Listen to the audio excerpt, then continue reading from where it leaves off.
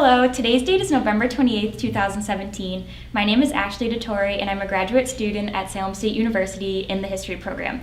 I have the great pleasure of being accompanied by Barbara Hanno, who is a descendant of Rebecca Town nurse and Mary Town Eastie.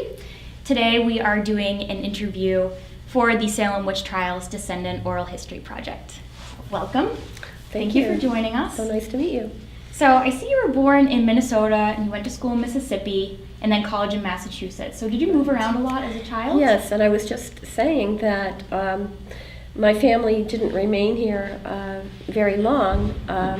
Throughout the 1700s and 1800s, they moved throughout Connecticut, Massachusetts, and New York, and they eventually ended up in the promised land of Ohio. That's what I call it.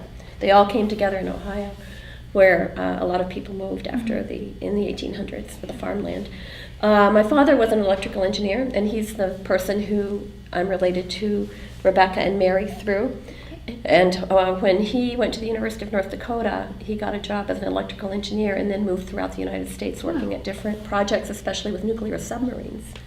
So that's why I lived in so many different places. In Mississippi, there's a huge submarine and shipbuilding complex down there, so that's why we lived down there. So how did you end up in Massachusetts? Well, after I left home, I've always felt at home in Massachusetts. We had lived in Massachusetts for 14 years, and then we moved away. My father worked in Waltham, and I always felt like I belonged in Massachusetts, and I could not figure why. I said, I don't have any relatives there. I have no connection to New England, but I feel like I belong there.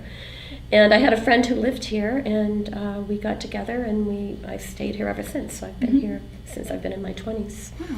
And then I found out, through getting more interested in genealogy, that I was related to many, many, many people in New England. Wow.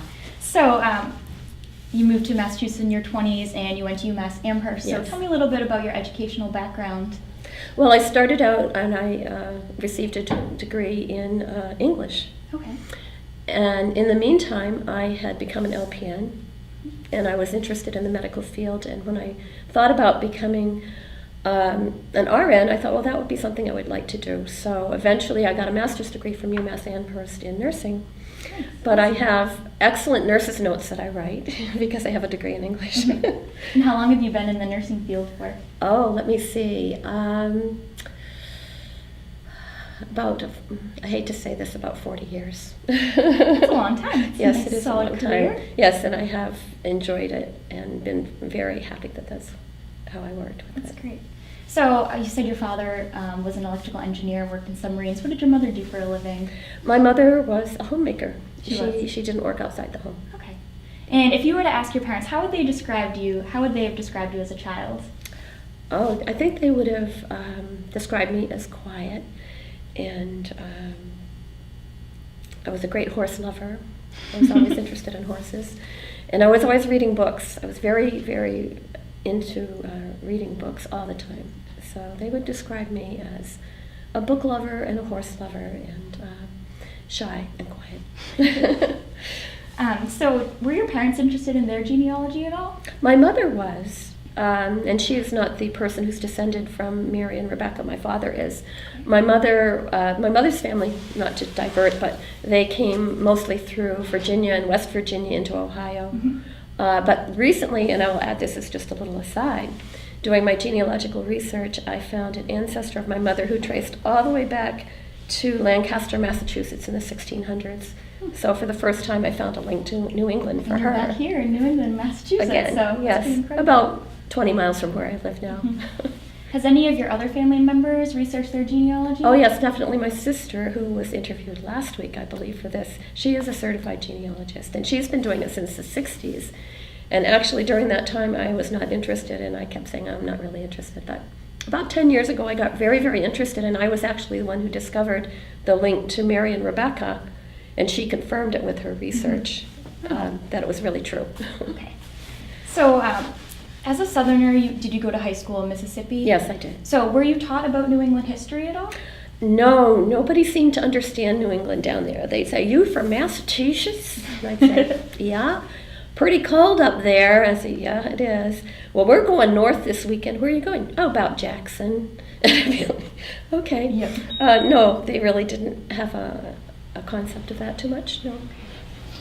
So, I guess to go back, how did you get any information on your family history? Was there a family tree or of any sort? Well, originally, of course, my sister talked about it, but I was not interested. But then when my mother got older, she gave me some family information on her side of the family. And I became very interested in it. About 10 years ago, I started researching, and because of computers, which my sister didn't have, you can Google things, and all of a sudden you have all this information. And the first thing I remember finding was it said that my 10th great-grandfather had founded Worcester. And I'm like, well, that sounds pretty strange. Yeah. So that was in a little article that I found. So I went to the Worcester Antiquarian Society. Okay. And I walked up to the desk and I said, I just read an article said that my 10th great-grandfather founded Worcester. Can you help me? He says, okay, well, here's 3 books. And I opened up a book, and there was History of Worcester. Yes, his name was on the deed purchasing the area of Worcester called Quinsigamond at the time from the Indians in 1673.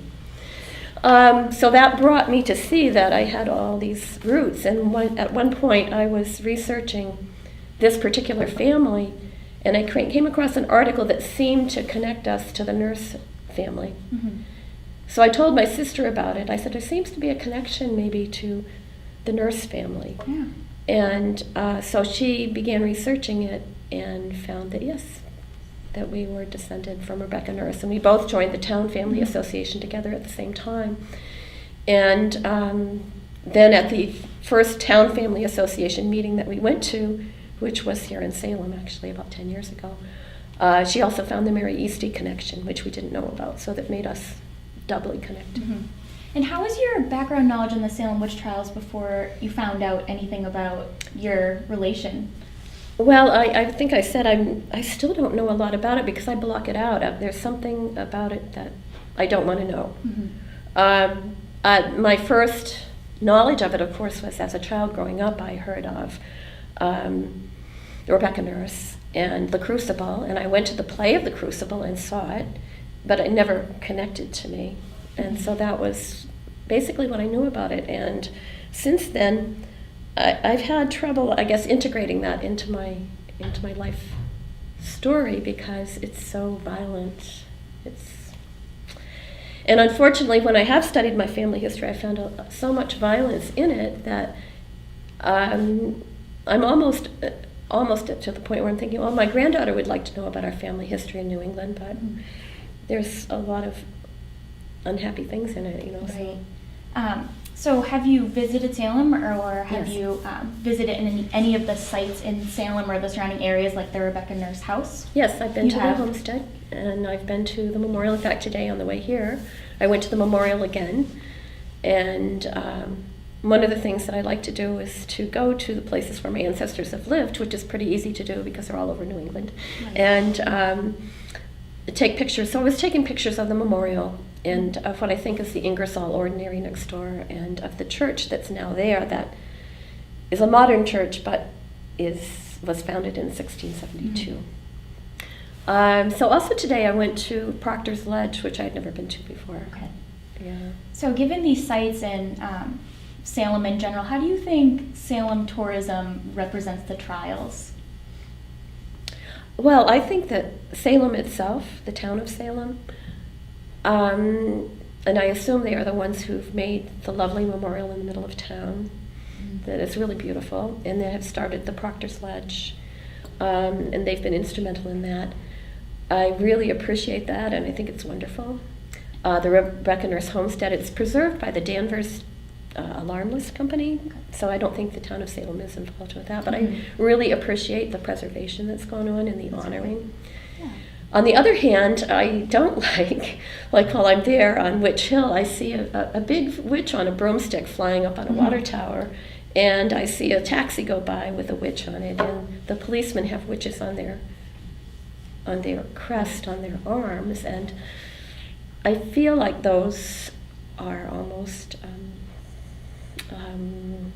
they're not honoring. I don't think they're not honoring the history of these people that suffered and died. Yeah, the image of the witch has sort of shifted, and the Samantha the Witch statue in the middle of town, I really don't appreciate that. So, do you have any thoughts I think you've kind of touched on this a little bit, but do you have any thoughts on the commercialization of the witches in Salem? I've thought about that a lot, because my first reaction is it's just, sacrilegious almost, and that it's hurtful to their memory.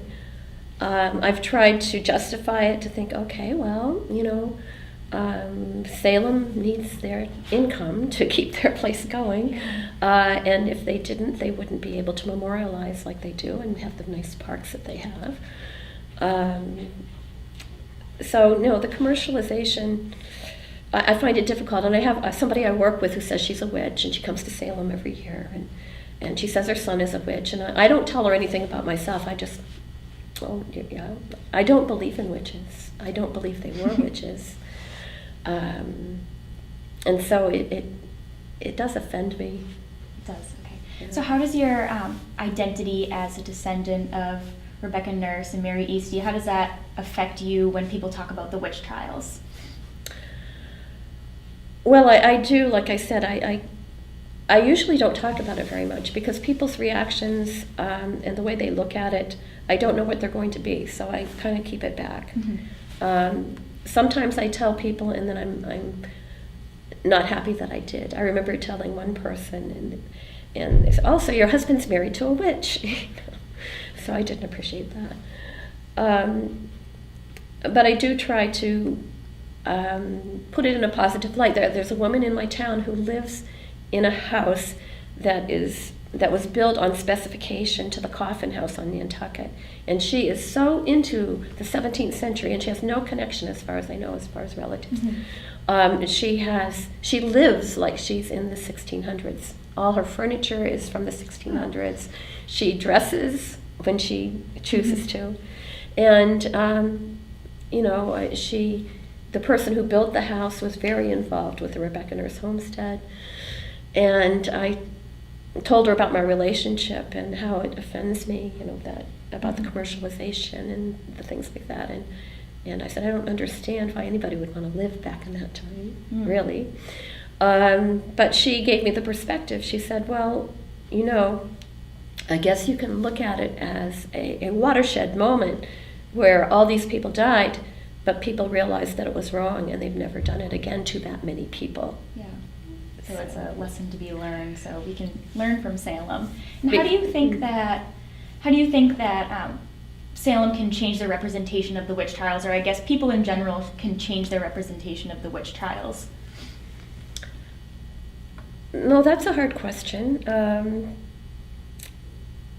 I would prefer it to be that it was more dignified and more reverential to the memory of people who, suffered and died and had their lives taken away from them and had their families ripped apart.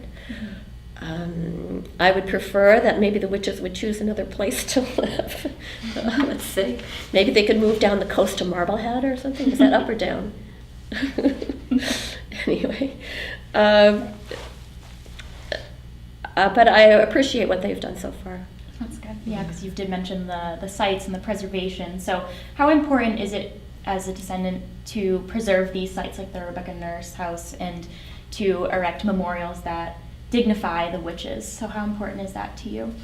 Well, I think it's very important, and I think it can help people turn some of their just immediate reactions to the situation. I had gone to a genealogy talk, and the woman there just offhandedly said, "Yeah, Rebecca Nurse the witch," and the way she said it, it was like she thought it was funny. Yeah. And that made me. I said she was not a witch, but that's all I said, and she just looked at me like, "Wow," So I think that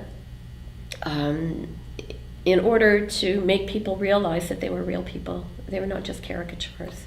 They're not just little witches on broomsticks, flying through the air. Yeah. And I think that helps. That's great. So have you done anything on your part to preserve the memory or to kind of correct people's memories about the witch trials? Like what you just said, you kind of corrected that woman in a way that made it seem like, okay, the witches were people too, or they weren't even witches to begin with, it was just a hysteria. So what have you done on your part to kind of shift the people's minds on their perceptions? Well, I guess I have not done anything much yet. Okay. But maybe I'll think about that. Okay. So, do you think your family history, how important is that to pass on to your future generations? Well, that's what I was just saying, that I was just thinking I have a lot of now information about my New England ancestry. And now I'm thinking about one of my granddaughters. One day we're in the car and she says, we're going to a cat show. She loves cats. And she says, I was talking to my mom and dad about maybe getting she's 13, one of those like DNA tests or something. And I told them it cost a lot of money, and they said, talk to Grammy. So I did get her a DNA test. Mm-hmm. And it was interesting, it was an interesting test. We looked at it all together. But then I started thinking, how do I pass down all this information about these happenings that, occurred to these people that were our ancestors a long time ago? And it was surprising and unfortunate to me in a way to find so many sad stories. I mean, one of my whole family was wiped out at Bloody Brook. And another was in Lancaster, Massachusetts, So, as I look at these stories, I guess, how do you preserve them as lessons? Maybe that would be the best way to approach it. Right. So what are your facets on gaining your knowledge on your ancestry? So I know you mentioned before Google. Are there any other ways that you have facilitated your research? Well, I do read a lot of history books. And I think that actually Google is like the most amazing thing that ever happened. And to be able, I don't only rest on that. I go and find the actual document. I don't depend upon that. So online research, the DNA testing has been interesting. As I had mentioned earlier, it did connect me with somebody in the Town family. So we're not sure if that's our connection. Mm-hmm. So the DNA testing has been a way too. Can you talk a little bit more about the DNA testing and what results it gave you?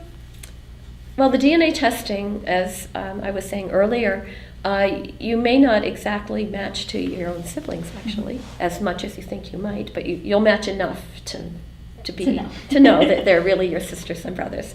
But the person that I matched with within the Town family, it said she was my fifth to distant cousin, and I knew her, incidentally, which was nice. And so we compared our ancestry, because you don't know how you match, really. You just know that there's some kind of a DNA match. Connection in some way. And she had, I think, I can't remember exactly, but I think she was connected to 3 of the Town brothers and 1 of the Town sisters, so she had a lot of Town connections. And I have 2. And the only thing that we could link in our background after we looked at our ancestry was that connection. But it doesn't make sense scientifically, really, because it's too long ago in the process. But it, it gives you something to work on. Right. And gives you something to think about. Yeah, that's great. Should more people be proactive with their family history or genealogy in general? Do you think people should have more awareness on where they're from and what their family history is? Well, I think everyone makes a choice about that, mm-hmm. and I think it would be wonderful. I do find it very refreshing to go to genealogy conferences because everyone there is interested. They want to hear your story and you want to hear theirs. And there are some people who really, they aren't interested. They don't want to have that information for some reason. In fact, somebody recently said to me, I asked Joe was always bringing up his ancestry, and he'll take you all the way back to England, and maybe I should tell him about my ancestors from Ireland. And I said, well, Joe needs to go to a genealogy conference so he can just talk and talk and talk. Because when you go there, it's nice that there are people there that enjoy what you enjoy. So I wouldn't say that it's something for everyone. Not everyone appreciates it. So good. So has this personal endeavor inspired you to search for more descendants in your own immediate family or just in your general outreach in your family to learn their perspectives on the witch trials? Like, have you communicated with many of the family members you've come across in your research? Well, I do belong to the Town Family Association, but I have to admit that I tend to block off the information mm-hmm. because it's so difficult to hear it. Okay. I do know that several of them are unhappy about the commercialization, and others of them are okay with it. They're like, well, that's what, it's okay. I feel like everyone just has their own reaction to it. Yeah. So can you tell me a little bit more about the Town Family Association? Well, I've belonged to it for about 10 years, and they've made 2 wonderful trips to England, which I didn't happen to go on. But it's a very active group, and I've enjoyed meeting the people. It's fun to meet someone who, well, they're all related to me in some ways. It's just, you've got a room full of cousins. It's fun. And then to get to know them and find out their connections is kind of interesting, because the connection that I have came down through cousins, so that when Elizabeth Nurse, who was the daughter of Rebecca Nurse, married William Russell in Salem, then they had a daughter, Jonathan Russell, who eventually married his cousin, Hannah Eastie. Okay. And so that's why I'm Connection. related to both. Yeah. And so when I've gone to the reunions, I've met some of the Russell family, I've met some of the Eastie family, and some people still have the town name. And it's been fun to have those connections with people. Yeah. So has that connection with the association helped shape you as a person, or helped shape your identity in any way? Well, I'm not so sure just the association with the Town Family Association, but the idea that my ancestors are Rebecca and Mary, it gives me a perspective, I think, on things like when petty things are going on in town meeting, I'm like, oh, great. And I have the feeling that nothing can really touch me, because those things that were so disastrous that happened so many hundreds of years ago, it's like, we can't repeat those things. Thank goodness we can't repeat those things. I'm so grateful for that. And I'm so grateful to live in a period of time when that probably won't happen, we hope. And like I said about my neighbor who lives for the 16th century, I've told her, I said, I'm not so sure that's where I would want to live, and I'm glad that I live now. So it has helped me to be stronger, I think, because to look at people's quibblings and petty arguments and just be a little more detached about it, I guess. Yeah. So do you have anything that I guess you would like to say, since you are a descendant of the Nurse and Eastie family, is there anything you'd like to tell maybe future generations? You kind of just touched on it a little, but future generations about what you can do when things go wrong in a community, or how you can learn from the lessons of the past. Well, I would tell them to be strong and to remember that they came from a group of people that were wrongly accused, and over the years they've been vindicated, mostly, and to keep that as part of their strength. And to know that they were lovable grandmothers, they weren't witches. That's awesome. So is there anything else you would like to add before we end the interview? No, just thank you very much for listening to us. Okay. And I guess I would say to Rebecca and Mary, if they were here today, I would say that their family remembers them. That's great. Well, thank you so much for joining us, Barbara. Okay. It was really nice to Nice have to you. meet you. Yeah, it's nice to meet you too. Thank you.